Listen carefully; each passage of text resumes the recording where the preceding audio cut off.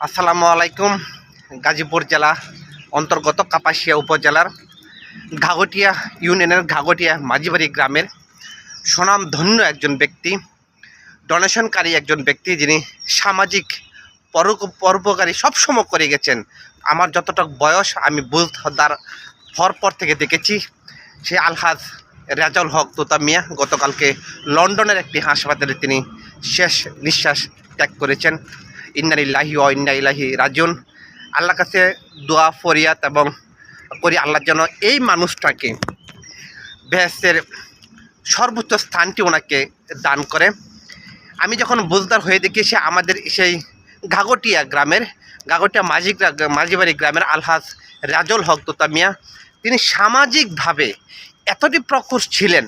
তিনি সামাজিক সংগঠনের সাথে সামাজিক কাজগুলো এতই করতেন, গরিব মানুষের, সাধারণ মানুষের, গ্রামের মানুষের, ইউনিয়নের মানুষের উপকারের জন্য, মানে এত কল্যাণময় কাজ উনি করেছেন। কিছু কিছু জিনিস আমি উল্লেখ করি। ওনার যে প্রতিষ্ঠানগুলো করেছেন, এক টেকনিক্যাল স্কুল করেছেন, এক মহিলা কলেজ করেছেন, এবং সবটি এমপিভুক্ত, এবং এতিমখানা মাদ্রাসা করেছেন, এবং উনি মেডিকেল করেছেন, এবং যে জিনিসগুলো করেছেন, প্রতিষ্ঠানগুলো করেছেন, প্রত্যেকটা প্রতিষ্ঠানে আজকে আমাদের এলাকার, আমাদের ইউনিয়নের ছেলে মেয়েরা চাকরি করে সেখানে চাকরি করছে, সংসার চালাচ্ছে, তার লাইফ সেটেল করে দিচ্ছে।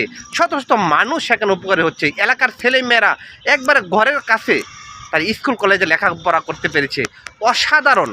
এবং অগণিত মসজিদ মাদ্রাসাতে অগণিত কত সব করেছে, এটা আমারও মনে হিসাব নেই। যে মানুষগুলো একটা মসজিদের জন্য গিয়েছেন, কাউকে খালি হাতে ফেরত দেননি। ঐতিহ্যবাহী মসজিদ পন্ত করেছেন যে আলহাজ রেজাউল হক তোতা মিয়া, বিনা স্বার্থে। আজকে এই লোকটি থেকে প্রমাণ হয় যে আপনি যদি সামাজিক কোনো কাজ করেন, আপনি যদি সামাজিক কোনো উন্নয়নমূলক কাজ করেন, সমাজের মানুষের জন্য কাজ করেন, গ্রামের মানুষের জন্য কাজ করেন, তাহলে কোনো রাজনৈতিক সংগঠনের সাথে জড়িত হওয়ার দরকার হয় না। এই মানুষটি, সাদামাঠা মানুষটি, লন্ডনের থেকে আজকে গ্রাম ইউনিয়নের মানুষের জন্য, কল্যাণের জন্য এত কাজ তিনি উপকার করেছেন। কোনো রাজনৈতিক সংগঠনের সাথে তিনি জড়িত ছিলেন না। এমন মানুষ যখন দুনিয়া থেকে চলে যায়, আসলে অনেকটাই খারাপ লাগে, অনেকটাই দুঃখ লাগতো। হয়তোবা এমন মনের মানুষগুলো পূর্ণজন্ম হওয়াটা, এমন মনের মানুষগুলো ফেরত আসাটা কিন্তু অনেকটাই কষ্ট।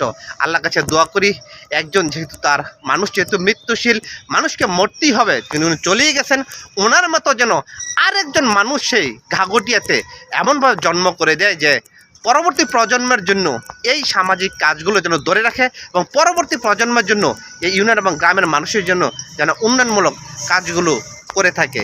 তাই আল্লাহর কাছে ফরিয়াদ, যে মানুষটি সেই সেবা কাজগুলো করেছে এই গ্রাম বা ইউনিয়নের জন্য, সেই মানুষটিকে আল্লাহ যেন বেহেশত নসিব দান করে।